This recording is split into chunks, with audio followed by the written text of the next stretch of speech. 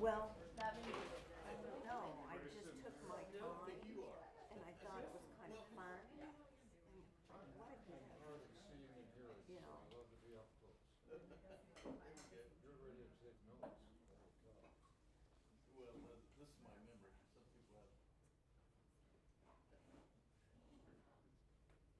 Well, thank everybody for coming. I'm obviously not Hannah. Hannah's in the back. She came even though she's got a new job, so I'm covering in the meantime. My name's Rob Clark. I know a lot of y'all if you don't know me. I'm the Water Quality Programs Manager here. First, wanted to thank TK and CB for running audio and video. As usual, it's going to be posted on our YouTube. So if anybody couldn't make it today, you can share this with them. It's going to be a really good talk. And I want to thank Diana for cooking the pancakes, which were awesome. Diana's in the back over here. So just real quick before I introduce today's speaker, we got some upcoming events. June 14th, so next Saturday, we're doing our second Saturday cleanup. It's going to be at Squash Branch in Greenfield Lake. I just installed one of these devices there, so if you want to come see it in action and maybe help maintain it, we'll be out there next Saturday. I need to get up with Dr. Lauer to get it up on the... So you have 4 now. Yeah. And Saturday, June 28th, so towards the end of the month, Savannah will be hosting a tree mulching event. As a lot of y'all know, we're doing a restoration project along Burnt Mill Creek, and we've planted quite a few trees there, which in the future, once they grow up, will provide creek channel shade, decrease temperature, and create habitat along Burnt Mill Creek. So we need to mulch those trees to help keep weeds down. So if you're interested in that or know anybody that's interested in that, that's June 28th. And we should have a new comms person on June 19th, and so we should have the newsletters coming back out pretty soon because I do not know how to do that. I want to introduce our speaker, Dr. Nancy Lauer. So Nancy is a lecturing fellow and staff scientist with Duke Environmental Law and Policy Clinic. Since joining Duke Law in 2018, Dr. Lauer has worked on a wide range of environmental policy matters, including drinking water quality, children's exposure to toxic chemicals, hazardous waste remediation, and single-use plastics. Recently, she has worked with nonprofits, riverkeepers, and the city of Durham on measures to reduce plastic pollution through stormwater controls and reduction policies. Dr. Lauer received her PhD in Earth and Ocean Sciences from Duke Nichols School of Environment and her Bachelor of Science in Geology from the College of William & Mary. I've worked with Dr. Lauer on quite a few projects, and she's a great advocate and researcher. So please help me welcome Dr. Lauer. Thanks, Rob. So I'm going to talk today about a project that's been going on since about 2020, 2021. That's been a really cool collaboration among several of the waterkeeper organizations in North Carolina. And I've been at the Duke Environmental Law and Policy Clinic and have been fortunate to be able to be a part of it. And so through this collaboration, the waterkeepers have installed what you see here, these trash traps in rivers and streams across the state and have been monitoring what these trash traps capture. Today I'm going to talk a little bit about sort of how this project has unfolded, what we've found from the data that's been collected from these trash traps, and then how that data has been used along with some of the challenges in trying to use this data. So to start, I'm just going to talk pretty quickly about the problem of plastic pollution. It's a very visible problem, especially here at the coast, and so I'm sure most people in this room have encountered plastic pollution just out on your walks or on the beach, or if you've done a cleanup, you very clearly can see that it's an issue. But what the scientific literature has documented is that about 11% of all plastic waste that's generated globally is going to enter waterways. And so plastic is very durable, it's very light, it's easily blown or washed away. A lot of plastics are single-use plastics. They're intended to be used one time, on the go, out of your house, and then be disposed of. All of these qualities make plastic sort of an ideal pollutant. It's very easily littered and then very easily carried into our waterways, eventually out to the coast and to the ocean. I was fortunate to work with Rob and a couple other advocates across the state to try to quantify how much plastic pollution costs North Carolina. That's one of the issues that comes up a lot when we talk with local governments and we talk with nonprofits who work on these issues, is that this is a costly problem to deal with. And so we have talked with, or we've gathered data from state government, local governments, nonprofits, and found that plastic pollution in North Carolina costs these entities about $56 million a year to clean up. And that is a severe underestimate. This was talking to all of the nonprofits that we could get a hold of and all of the local governments we could get a hold of, but there's certainly more programs and more local governments out there that spend money collecting trash and plastics that we were not able to get data from. So even this severe underestimate gives you a sense of just how costly this problem of plastic pollution can be. But then beyond the cost, there's concerns of plastics getting into our waterways because they can break apart into microplastics. These are small plastic pieces less than 5 millimeters in length that then become more easily consumable or can more easily enter the food chain in our drinking water and then be consumed. The health research on microplastics is still emerging, but we're getting closer and closer to tying links between microplastics and things like Parkinson's, colon cancer, Alzheimer's, and there's really a lot of kind of concern about microplastics accumulating in our bodies and what that can do. And then the other thing with plastic pollution that is a concern, especially here at the coast, is how it affects tourism. There's a lot of studies that document a basically decreased tourism as a result of dirty beaches and dirty waterways. People obviously want to recreate and go to places that are clean, and so these studies have documented that this costs local economies, not directly from cleaning up the litter like that first stat, but more indirectly because people aren't going to places that are dirty and they're not spending their money at those local businesses. So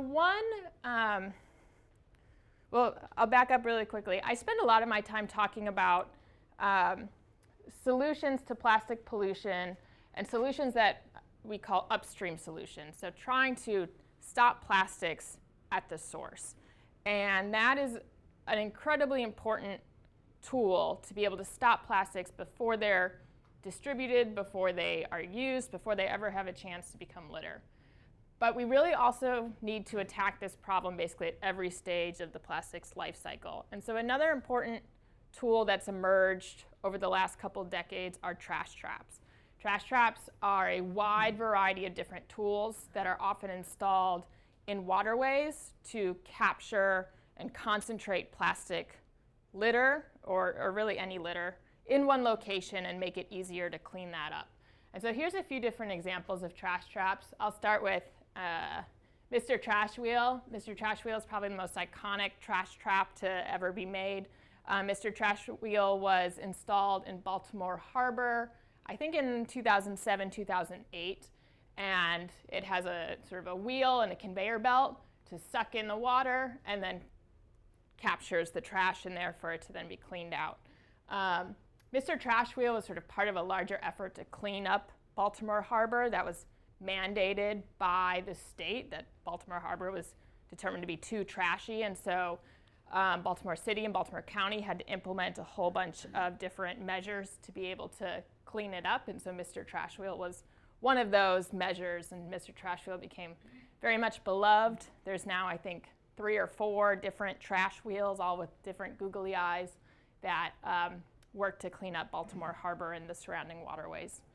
You can also have trash traps that are installed sort of in the stormwater system. And so some are installed sort of at the end of discharge pipes before stormwater is ultimately released into a stream. You can add these nets in order to capture the litter. You can also have trash traps installed basically at the curb inlet. And I think you have a few of these kinds of things, Rob, that you maintain. And so trash that ends up on the streets, it is going to get washed into those storm drains, but before it can travel through those storm drains, it gets captured by a device like this. And then you have devices that are installed in waterways. The sea bin is one that sort of like floats around and sucks in water and captures trash. And you have ones that are also anchored into banks, like a floating boom. And the one I'm going to talk about today, the trash trout, we also just generally call it a trash trap. That's a very effective tool to be installed in streams. And this is the trash trap installed in Third Fork Creek in Durham. This is the one that I work with Haw River Assembly every month to help clean out and collect data. And lucky for me, it is the most trashed one in the state. So picked a good one to help maintain. And so this is what we're going to be talking about some for the rest of the talk. And so these are all of the organizations that have installed these trash trouts throughout the state. You can see the locations on this map. They really span the mountains, the Piedmont, and the coast. I think this is Wilmington down here. I have 3, but Rob has said now you have 4, so you got to get one added to the map.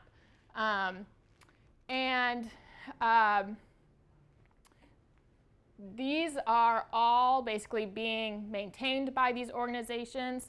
And when these organizations decided to install these traps, there was a couple of goals. The first was basically, let's clean up these waterways. These are tools that we can put in here and make our cleanups more efficient.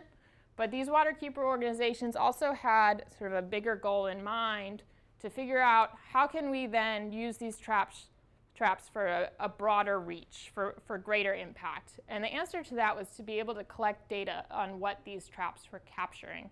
By collecting data, we could figure out things like what are the sources of the litter that are being captured by the traps, and how can we design policies to most effectively, again, work more at the upstream to prevent trash from ever entering these waterways in the first place.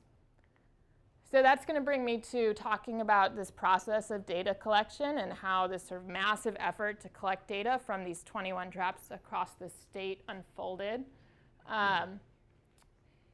Each waterkeeper organization used a data protocol to collect information on how many items were being captured by the traps and what those types of items were. And so this is an example or the data sheets from that protocol showing the different categories. And every time a trap was being cleaned out, the waterkeeper organization or the volunteers who were helping to clean those traps would tally basically how many of each of these different items was in the trap. And the goals of this was, again, to sort of figure out, okay, what are the most prevalent items being captured by the traps? And then to figure out more about the sources, what are the types of land use patterns or other watershed characteristics influence how much litter we're seeing captured trap by trap? And then more generally, sort of, are these good devices to use as data collection tools? Are these good devices to use as sort of litter capture tools? Just what are the pros and the cons and the challenges and opportunities of using trash traps? And so when we get into talking about the findings of the data, these are some of the questions that we're going to be answering today.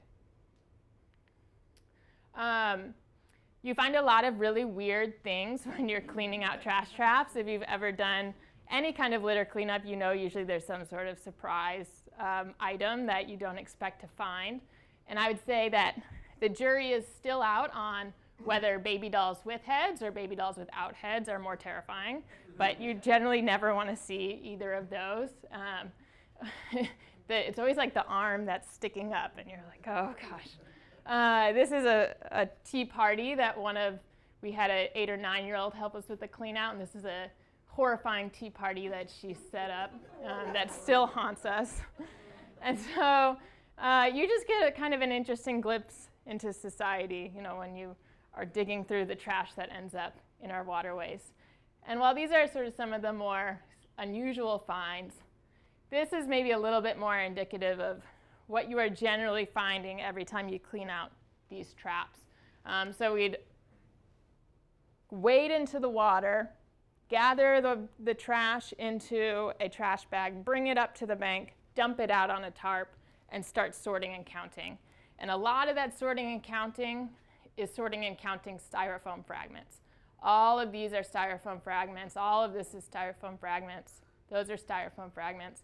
Styrofoam, when it gets into the environment, it breaks up pretty quickly.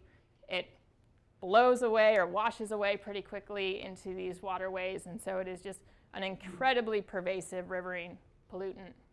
We also find a lot of bottles, and I'm kind of giving away the results, but we find a lot of bottles, and most of those are plastic bottles with the lids on, and so they're able to float. And then you find what we call sports balls, because we're not very athletic, so we just, sports balls is the category.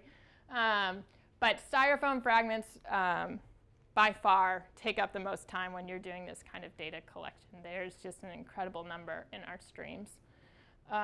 All of this data would then get uploaded into what we call our online dashboard. I have the QR code here, and this is publicly available for anybody to go on and sort of click around at these, looking at these different trash traps to see sort of what the stats are of what each of these traps are finding, what the top items are. You can see, I was not kidding when I said styrofoam fragments are by far the most common item. This is data for all of the traps across the state. So far, waterkeeper organizations have documented 154,000 pieces of litter, and almost 100,000 of those are styrofoam pieces. This is just zoomed into the 3 Wilmington traps that we have data for, just to give you a sense of what Rob has been working on. There's been 52 cleanouts at the 3 traps in Wilmington that are along Burnt Mill Creek or Burnt Mill Creek's tributaries. And in those 52 cleanouts across those 3 traps, there's been 8,000 items that have been collected and removed, which is no small feat to prevent those from eventually going out to the ocean and becoming marine debris. Again, similar story, styrofoam fragments are a top item, followed by plastic bottles being also a very prevalent item in Wilmington. Okay, so then I'm going to get into what this data really tells us and what we can learn from it.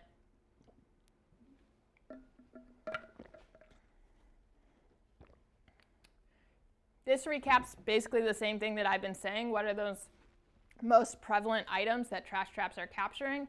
By far, polystyrene foam or styrofoam fragments are the #1 item, followed by plastic bottles, cigarette butts, foam cups that are actually pretty well intact. You still get some of those. If they stay longer in the environment, they're going to break up and become these styrofoam fragments. But the theme here really is that most all of these items in these top 15 items captured by trash traps are plastic items. You do have glass bottles, you do have metal cans occasionally, but most of them are plastic items that are being captured by these trash traps. And if we look across all of the different traps that have been installed, you have some differences in the types of items these are capturing, but pretty consistently across all traps, plastic is the dominant pollutant. And so if you look here, you have a bar for each trap, and then it is segmented by these different colors that show basically the percent of litter in that trap that is a certain material. And so the dark blue is the percent of litter in that trap that's plastic foam. The green is the percent of litter in that trap that's hard plastic. And so these 3 categories, plastic foam, hard plastic, and then that lighter blue plastic film, that's your basically plastic load. Across all traps, you have a high plastic load. Plastic is the highest percentage of litter in that trap. I think the trap with the lowest plastic load is in Pittsburgh, and it still has like 77% of the litter it captures is plastic.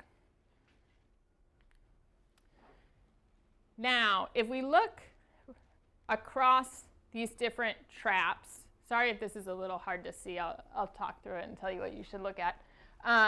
If we look across these different traps, we find that how much litter they are capturing varies widely.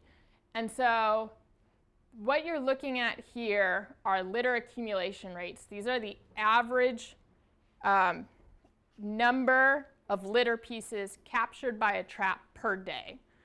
So if my trap has been in a stream for a year, I'm looking at, okay, how many pieces of litter were captured over that year divided by 365 days to get that average of pieces per day for a trap. And so some of our traps that are in the more sort of rural areas, a lot of the ones that are in the mountains, an example of that is Old Fort, Mill Creek. Pittsboro's not in the mountains, that's in the Piedmont, but a very small town, a lot of rural area around there. These have very low litter accumulation rates. They're looking at 0.4 pieces of litter on average being captured by that trap per day. So a few pieces a week are ending up in that trap. This is in contrast to the trap that I clean out in Durham, Third Fort Creek. That captures an average of 94 pieces of litter per day. And so you can imagine when we go out once a month, we're usually dealing with thousands of pieces of trash in that trap that have accumulated. The average across all the traps is something like 12 pieces of litter per day being captured. And so we really wanted to figure out, okay, what are some of the reasons that could be contributing to why we see these very different litter loadings across traps?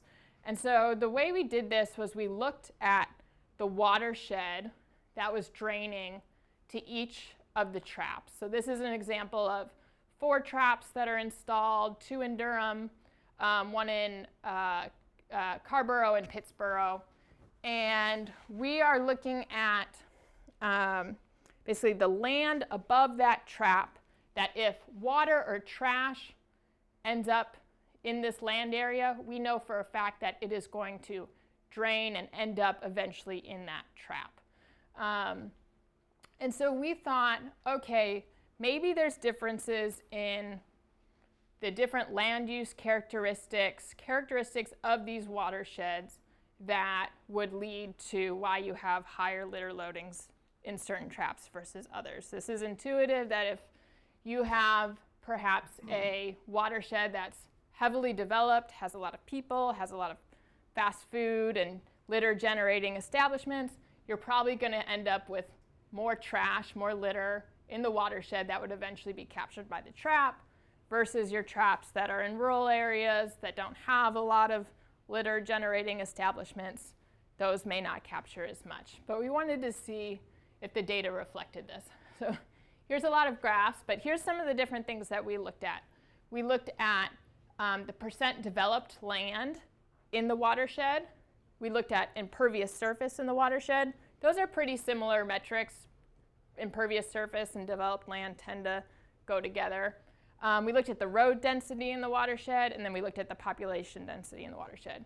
And all of these had statistically significant correlations with your litter loadings. And so the more developed land you had in the watershed, the more people, the more impervious surface, that generally correlated with there being more trash in your watershed, in your trash trap.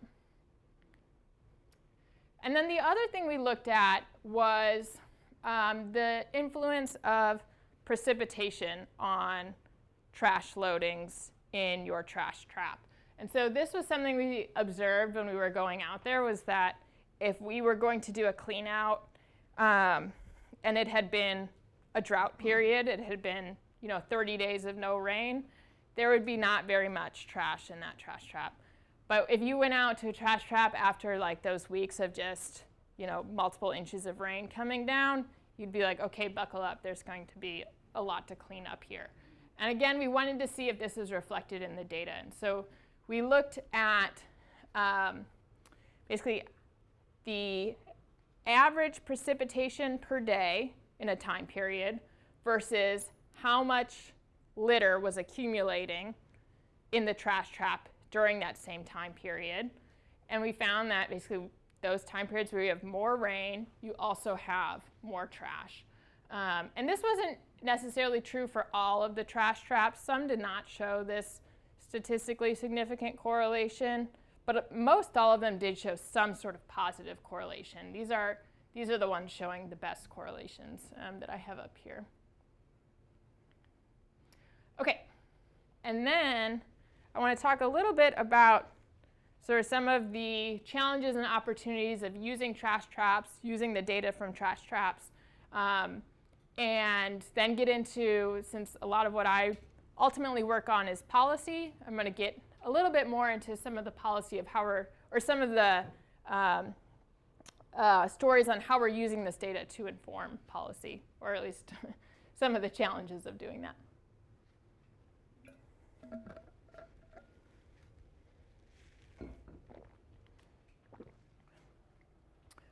So the waterkeeper organizations who have worked very closely with these trash traps to maintain them, collect data, organize volunteers to conduct cleanouts, have found that there are good things about them and that there's not so good things about them. And so the three themes that kind of fall under this challenges and opportunities are the workload, using these traps for education outreach, and then using them to inform policy, which, like I said, is the one that I'll elaborate the most on. So the biggest challenge, of course, is the workload, that these are intense traps or intense devices to maintain. They have to be cleaned out regularly. If you're in an area that is trashier, which is ultimately usually where you want to install your device, somewhere where it's going to be capturing a lot of litter, it can take multiple people, sometimes multiple times per month, to wade into the stream and remove the litter. Collecting the data adds another layer of work to that. But in addition to just maintaining and cleaning these, they also need extra maintenance often after storm events. Storm events bring a lot of debris, large woody debris downstream, fallen trees that can sometimes crush these devices or push them up onto the banks, or you just simply have to go in and get the large wooded debris out of there so that they can be more effective at capturing trash. And so one of the things that we talk about with these devices is that they certainly are not a long-term solution. They are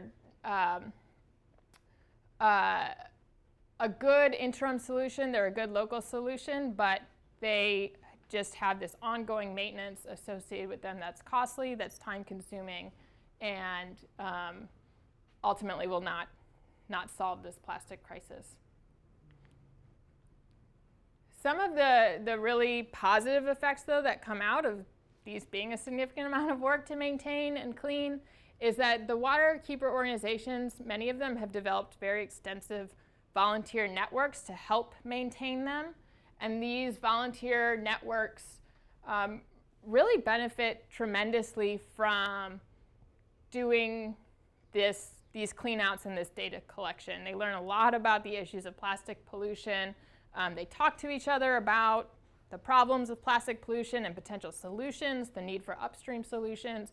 They're really an effective way to engage people, get them interested in the environment in which they live. And plastics are just a very tangible pollutant. It's very easy to understand, okay, plastics get into the environment, they travel through stormwater, they end up in the river. And that helps people then understand, okay, what about pollutants I can't see? Plastics are just a really nice sort of starting point to begin to understand riverine pollution.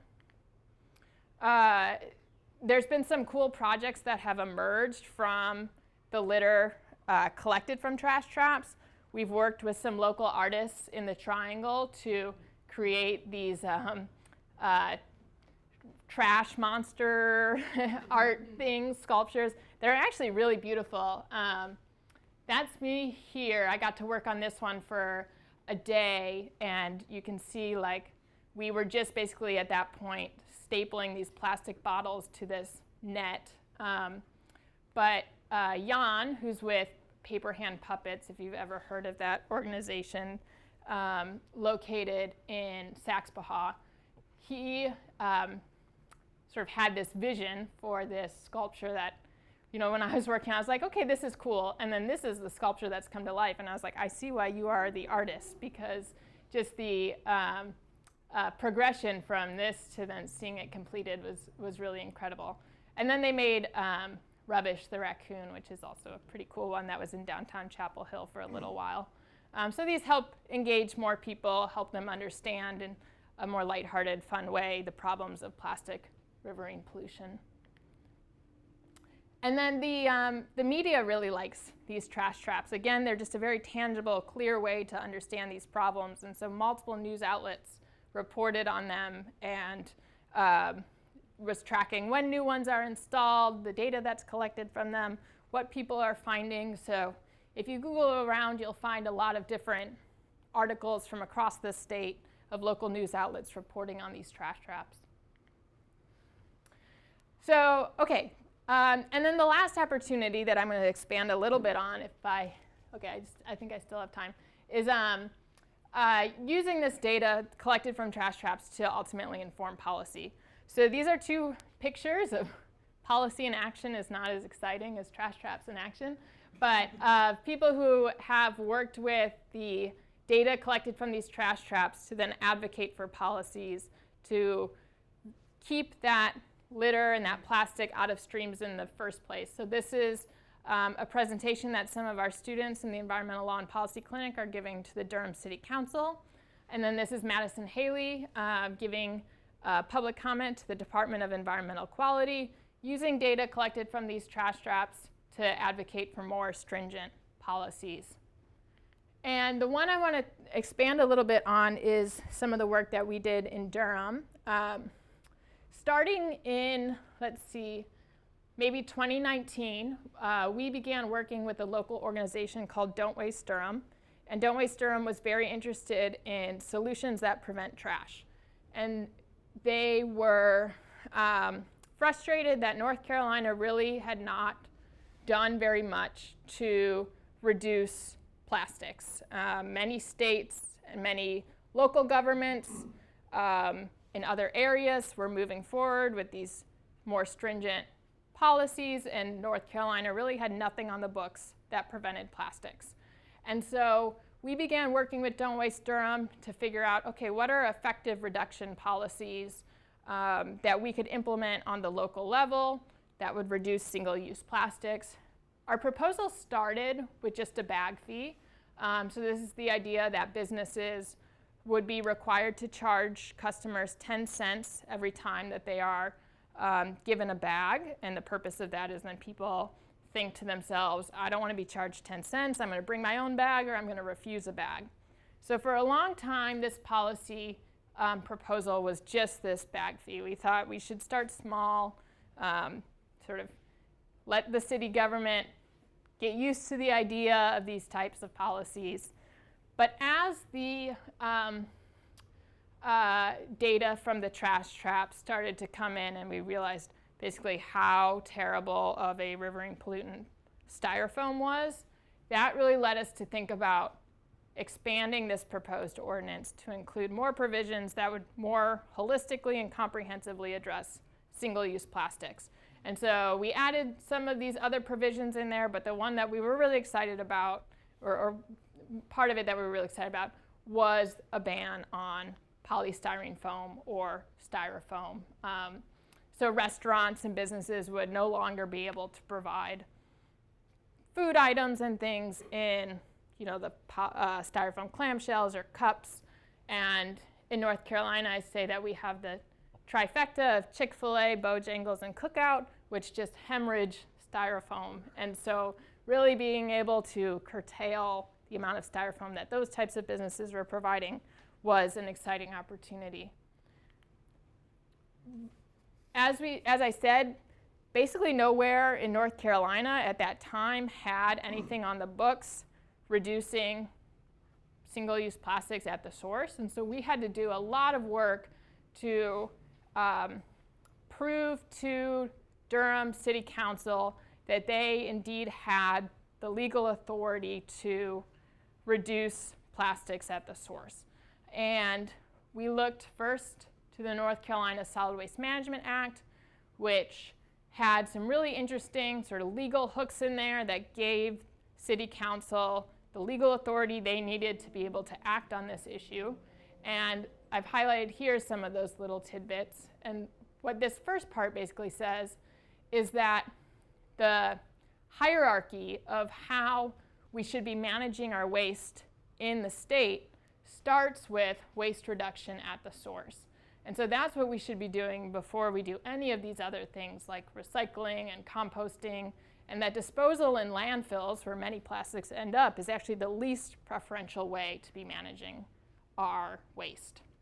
And then the other thing that it says, which gives local governments, like the city of Durham, the authority to do the types of policies that I have laid out here, is that this provision says local government solid waste.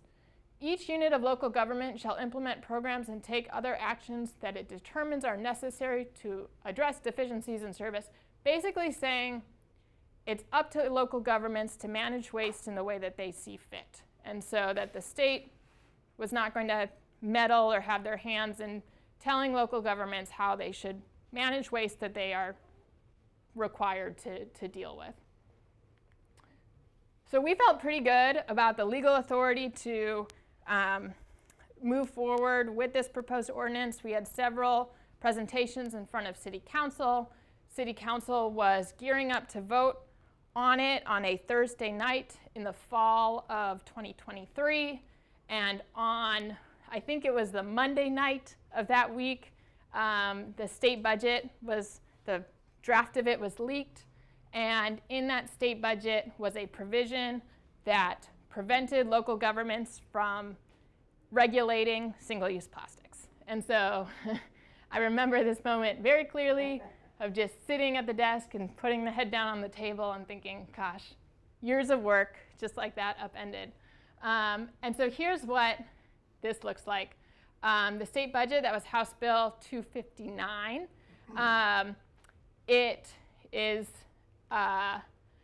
It was like, I don't know, 500 pages long or something. It was ridiculously long. And in it had this provision here that is called Limitations on Regulations of Auxiliary Containers. And it says, except as provided under subsection B of this section, no city, there's also an equally similar provision for counties, no city may adopt an ordinance, resolution, or regulation or rule to restrict, tax, charge a fee, prohibit, or otherwise regulate the use, disposition, or sale of an auxiliary container. And then the definition of auxiliary container is a bag, cup, package, container, bottle, device. Basically all the things we were trying to ban or place a fee on in Durham. And so the state government essentially got wind that cities like Durham, Asheville was also moving forward that week too with a policy, were looking to regulate these single-use items, and they passed this preemption law taking away any authority for local governments to be able to do that. And this is a wider trend across the United States to basically place you hear as a ban on bans, that local governments, their authority is stripped to be able to regulate these types of items, despite local governments being the ones who have to manage waste in their community. And so North Carolina has joined a list of 20 plus other states that now have these preemption laws. And this is sort of a big push across the United States to try to get these passed. And unfortunately, North Carolina fell prey to it. So that we still do have some tools available to us in North Carolina to be able to regulate plastics at the local level. We can still do anything at the state level if it can get through the legislature. But at the local level, these are the lists of some of the tools that are still available. They don't have quite the teeth that a ban or a fee does, but in these types of situations, you do start to have to get creative about what we can do. And so the things that are still available to local governments are that a local government can still control their own procurement. And so local governments can choose to ban single-use plastics on their own properties. And This obviously does not have the reach of, like the businesses in the community, but it is an important way for local governments to lead by example, to say, we're going to ban styrofoam in our own government operations, or we're going to ban plastic bags in our own government operations, to send a signal to the rest of the community that this is a value of the community. Cities can invest in reuse infrastructure. They can use their own city budgets to create reuse systems. Here's some examples of ones we have in Durham. These are not city funded, these are funded by a nonprofit, but we have a reusable takeout container program. We also have a boomerang bags program where people can get these reusable takeout containers or the reusable bags in order to transport their goods, and then they can return them at drop-off locations in the town. So cities can invest in these types of programs, support them, help expand them, make them more widely available. And the other couple of things that cities still have in their toolbox are education and outreach campaigns, and they can also have city or county run incentive programs. And so what we had been talking about previously were things like bans and fees that take away the ability to for a customer to get a plastic bag or a styrofoam takeout container, but an incentive might be, or a certification program might be something where you're recognizing businesses that do this on their own. So if a business says, we're going to switch to more sustainable materials, the city could have a program that gives them a certain certification or gives them some sort of monetary support to be able to make that transition. And we've seen now in the last couple of years, cities start to get more creative about the types of things that they are doing to address the plastics issue. And we've also started to see some movement on the state level. And so, like I said before, in these sort of tough times for environmental policy, it's really important to try to get creative. So we've seen balloon bans, intentional release balloon bans on the coast be passed in some of these coastal towns. We've seen the city, or the town of Boone actually ban single-use plastics in their own operations. Like we talked about, those procurement policies. And then on the state level, we've started to see the introduction of more and more bills that are tackling single-use plastics. One of the more exciting ones is a bill for a bottle deposit law, which is the idea of you get a bottle and tacked onto it might be a 10-cent fee or something, that if you then take that to a location to then redeposit it, you would get that fee back. And so that's one incentive to promote recycling, reduce littering, and we've seen this now introduced a couple of times, and a lot of people are watching this one very closely. And then before I finally wrap up here, I'll just say, I mentioned earlier that trash traps they're an interim solution. They don't do anything to keep trash out of the water in the first place. And a lot of times when you're doing this kind of environmental policy work, people get really down on when we can't solve something in one big swoop, or when we have these sort of imperfect solutions. And what I like to end on here is that while trash traps are not a perfect solution, these big global problems like plastic pollution and climate change, they don't get solved in one big foul swoop. They get solved piece by piece, baby step by baby step, to build momentum towards that big solution that we eventually need. And I think trash traps are an incredible way to get to the solution that we need. This is a picture that I like to show of the area downstream of that Third Fork Creek trash trap. The day we installed it, this is what the downstream of Third Fork Creek looked like.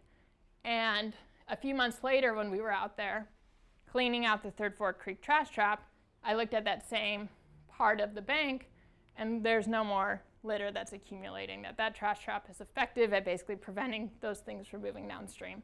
And so this is a small win for this one stream, but it's engaged several volunteers, it's removed thousands of pieces of litter, it's part of a network of traps across the state that are engaging volunteers and collecting data. And these are the types of small baby steps that I do feel are important to get us to that big global solution that we need. So I think that's all I have. And then this is just a thank you to only a fraction of the people who have been involved in this work and who have maintained these traps, collected data, collected litter, and all of the organizations managing these traps. And with that, thank you for your time, and I'll take any questions.